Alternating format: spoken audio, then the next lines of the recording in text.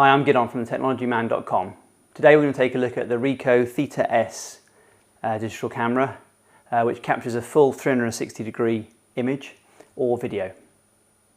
If we take a look at what we've got inside the box, we have a USB cable. It's a micro USB, so pretty ubiquitous, and instruction manual. And then we have the camera itself and the little essential neoprene pouch. So the way the camera works is it has these two 190-degree lenses, fisheye lenses, on the front and back. Takes the image or video and it manages to stitch those two together to get a full 360-degree spherical image. It's very clever. It's very thin. It needs to be, otherwise it would get the body of the camera itself in the picture. It has very simple controls. So you've got a take picture button, shutter button.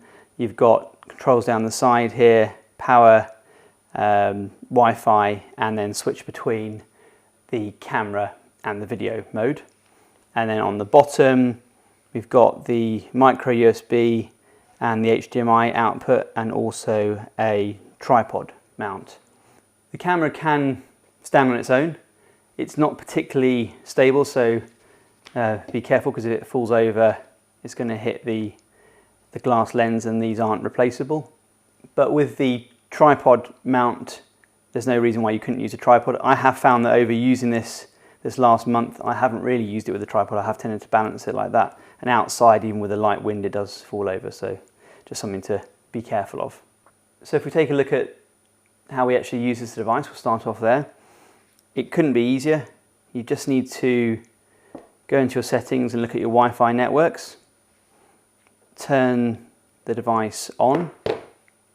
You can see the little Wi-Fi icon flashing there. If you look at the networks there, we can click on the Theta S. It asks for the password.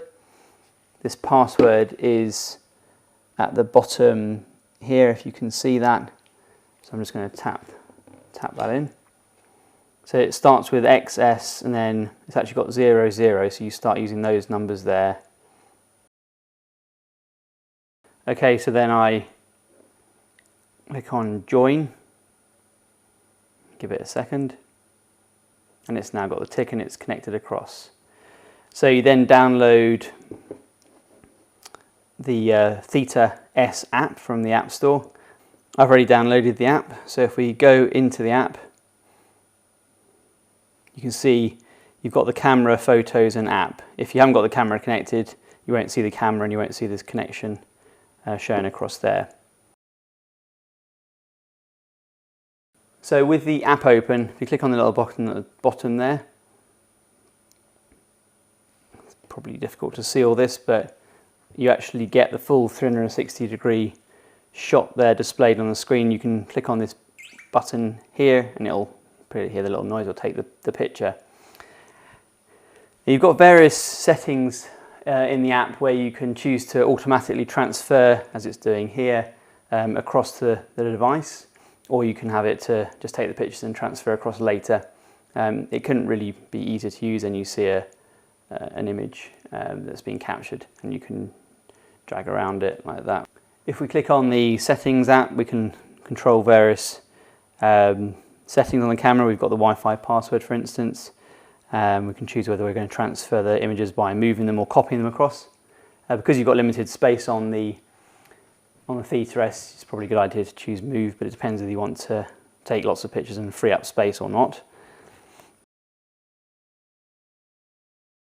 So the Theta S has a 14 megapixel sensor, which is very decent for image quality, and even when you're panning around a full 360-degree image, it looks really good. If we go into video mode, because you've got to span that whole video around the 360-degree view, the image quality is not quite good, and it's definitely acceptable, and it's really a lovely feature to be able to look around a video a moment in time or a period of time in 360 degrees. It's really interesting to do that.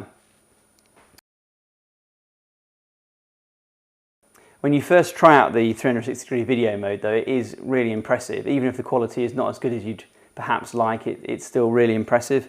You can even use a virtual reality headset and look around it in a VR mode. And even with the camera's gyroscope, you can actually put it into a VR mode, which I'll just show you now actually.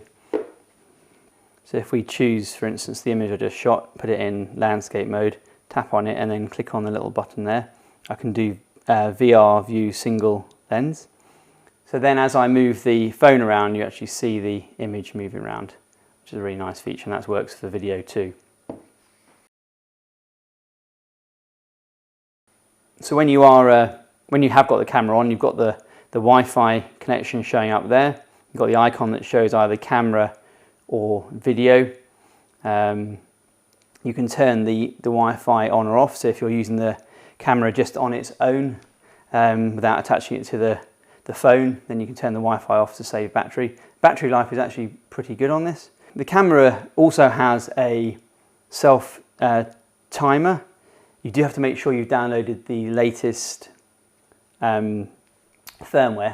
It wasn't supported on this out of the box, but if you download the latest firmware, you get a function where if you press and hold the power and Wi-Fi button, it'll actually turn on with a green light. And now, if I press this, it'll do a timer and then take the picture. That's really useful again if you're not connecting it to the app, so it's nice that they introduced that. One thing with the 360-degree cameras is it's actually hard to hide out of the picture. You could take a couple of pictures and move in each one and then clone out yourself if you wanted to. Taking a photo with the Theta S is interesting in that you can't really frame the shot as such. You're just going to decide where you're going to hold the camera and you press the button or do it remotely.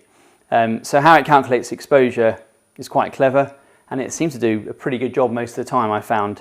You do have some exposure compensation, so as you see the preview at the top there, you could adjust the exposure slightly if you wanted to, if it wasn't looking right. If you're in a very white or dark scene, that may help slightly. I found that the automatic exposure was generally pretty good. So you can go up to plus or minus 2 stops on the exposure there. Under the options, you've got noise reduction, HDR rendering. I did play with these features. I found that the automatic settings generally worked fine in most cases, and the image quality, as you'll see in the article, I think is really quite good.